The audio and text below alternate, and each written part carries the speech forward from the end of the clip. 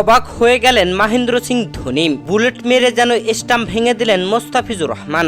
রীতিমতো চমকে গেলেন জনি বিয়ারস্টো।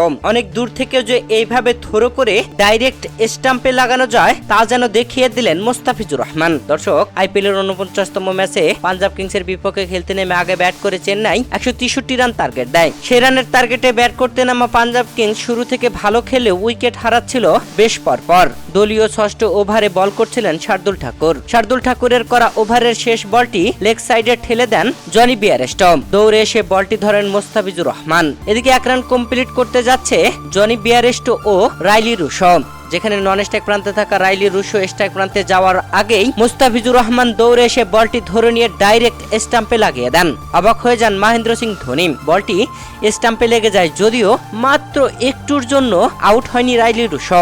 মোস্তাফিজুর রহমানের এমন থ্রো দেখে হাসতে থাকেন জনি বিয়ারস্টো। এটা কিভাবে সম্ভব তাই যেন কল্পনা করছিলেন তিনি। এ সময় মাথায় হাত দেন শার্দুল ঠাকুর। এ যেন আউট হয়েও হইল না।